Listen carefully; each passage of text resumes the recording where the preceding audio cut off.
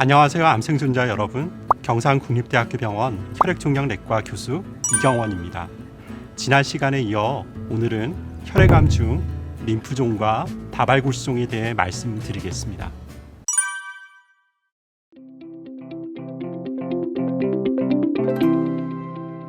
일반적으로 림프종 또는 악성 림프종이라고 부르는데요. 이 질환은 골수에서 생성되는 여러 면역세포들 중 림프구라는 세포가 악성 변화를 해서 만들어지는 혈액암입니다.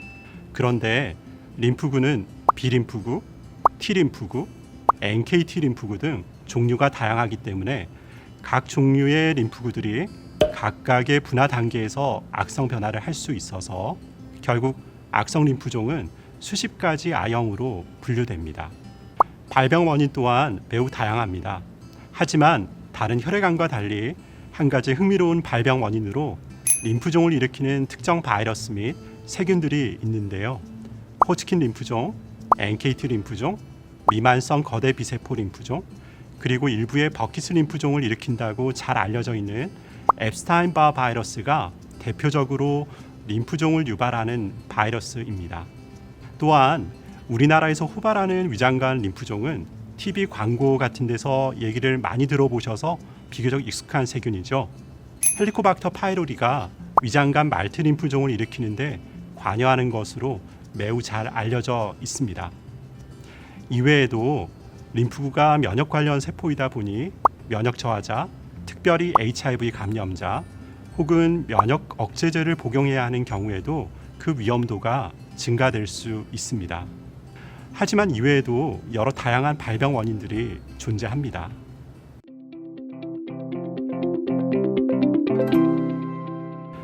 먼저 호치킨 림프종은 이 병을 처음 발견한 영국인 의사 토마스 호치킨의 이름을 따라 지어졌습니다. 여기에 한자로 아닐비 자를 붙여서 호치킨 림프종이 아니라는 의미의 비호치킨 림프종으로 구분하게 되었습니다. 중요한 것은 두 질환이 임상 경과 및 치료, 예후가 상당히 다르다는 겁니다. 호치킨 림프종은 주로 우리나라보다 서양에서 많이 발생하고 비호치킨 림프종에 비해 항암 치료 반응률이 높고 예후가 비교적 양호합니다.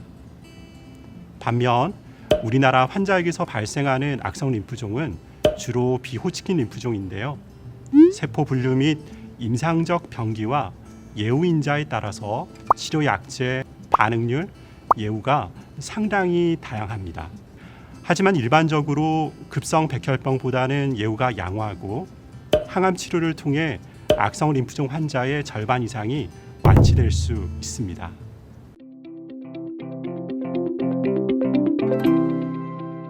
악성 림프종은 혈액암이지만 림프절에서 주로 발병하기 때문에 우리 몸에서 덩어리를 형성합니다. 그래서 샤워하거나 일상생활 중에 우연히 목이나 겨드랑이, 사타구니 등에서 림프절 종대, 즉 덩어리가 만져져서 병원을 방문하게 되는 경우가 일반적입니다. 이러한 림프절 종대와 함께 동반되는 증상으로 전신 증상, 설명할 수 없는 피로감, 체중 감소, 원인을 알 수 없는 발열, 주로 야간에 속옷이 흠뻑 젖을 정도로 심하게 땀을 흘리는 증상 등이 있는데요. 주의할 점은 우연히 림프절이 만져진다고 해서 모두 악성 림프종으로 속단하시면 안 된다는 점입니다. 심한 감기나 바이러스 감염, 결핵, 기타 염증 반응이 있는 경우, 또 자가 면역성 질환이 있는 경우, 혹은 다른 고형암에서도 림프절 종대가 발생할 수 있기 때문입니다. 따라서 우연히 덩어리, 림프절 종대가 발견되었다면 반드시 병원에 오셔서 정확한 진단을 받는 것이 필요합니다. 악성 림프종의 정확한 진단을 위해서는 조직 검사가 필수적이기 때문입니다. 악성 림프종의 병기는 1기부터 4기까지 나눠집니다. 먼저 복강과 흉강을 나누는 횡격막을 중심으로 흉강 혹은 복강 중 어느 한쪽에만 국한되어 있으면서 림프절 한 부분에만 침범된 경우는 1기, 적어도 두 부분 이상의 림프절에 침범된 경우는 2기, 흉강과 복강 양측 모두 침범한 경우는 3기, 간이나 골수에 침범이 있거나 림프계 이외의 다른 장기에 침범되어 있는 경우는 사기로 구분할 수 있습니다.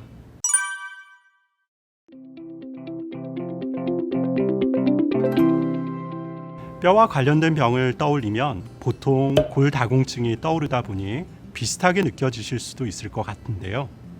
다발골수증은 혈액암으로 우리 몸의 항체를 만드는 형질세포가 악성 변화되어 발생하는 병입니다. 골다공증은 혈액암이 아니고 나이가 들면서 뼈의 치밀도가 엉성해지고 뼈가 약해져서 발생하는 병입니다. 물론 다발골수증을 앓고 계신 분들 중 골다공증의 증상이 특징적으로 나타날 수도 있지만 두 질환은 전혀 다른 질환입니다.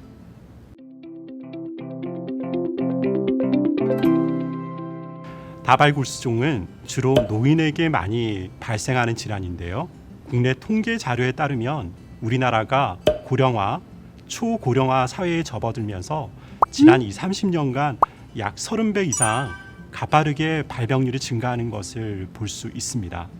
물론 대부분의 혈액암과 마찬가지로 다발골수증의 경우도 발병 원인을 유전자 이상으로 추정하지만 방사선이나 특정 환경적 요인으로 호발한다든지 하는 것은 아직까지 명확하지 않습니다.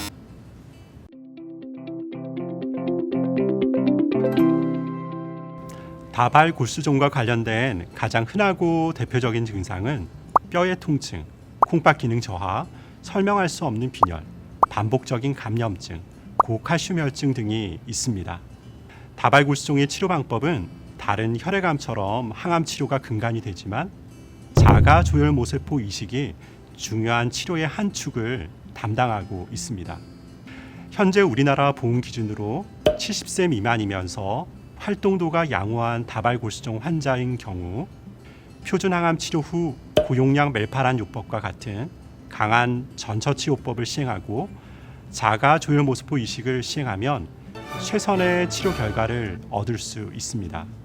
물론 70세 이상의 다발골수증 환자분이라 할지라도 여러 치료 약제들이 현재 많이 개발되어서 다른 혈액암과 비교하더라도 항암 치료를 통해 예후가 의미 있게 개선된 질환입니다.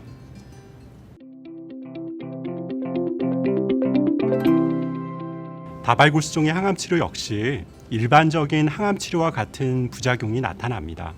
골수 억제에 따른 호중구 감소증, 혈수판 감소증이 있는데요. 현재 충분히 조절 가능한 부분입니다. 또한 일부 약제의 경우 손발 저림증과 같은 말초 신경병증, 일시적인 심기능 저하 및 대상포진 등이 발생할 수 있으나 이 또한 대부분 조절 가능합니다. 다발골수증은 치료의 발전으로 인해 5년 이상 생존하는 환자의 비율이 증가하고 있습니다. 다만 장기 생존이 반드시 완치를 의미하지는 않습니다. 즉, 다발골수증 치료의 목표를 완치보다는 혈압, 당뇨와 같이 지속적 관리를 통한 삶의 질을 유지하고 합병증을 예방하는 질병을 관리하고 완화시킨다는 개념으로 이해하시는 것이 좋겠습니다.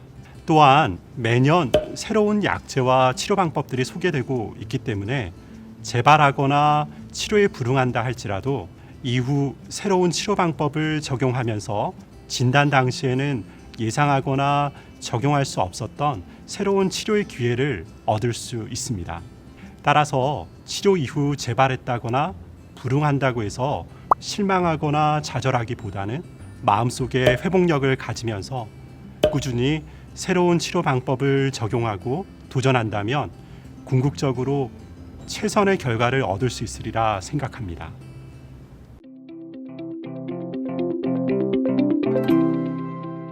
라티노 수업이라는 책의 마지막 챕터에 이런 구절이 있습니다. Dum vita est, spes est. 삶이 있는 한 희망이 있다라는 의미입니다. 특별히 혈액암 환자분들의 경우는 Dum vita est, spes est 라는 말보다는 Dum spes est, vita est. 즉, 희망이 있는 한 삶이 있다는 표현이 더 적절할 것 같습니다. 경남 지역 암센터는 혈액암 환자분들에게 희망을 드리기 위해서 더욱 열심히 노력하겠습니다. 지금 현재에도 희망을 가지고 저희들과 함께 노력하시는 모든 환우분들과 가족분들에게 존경과 감사를 드립니다. 감사합니다.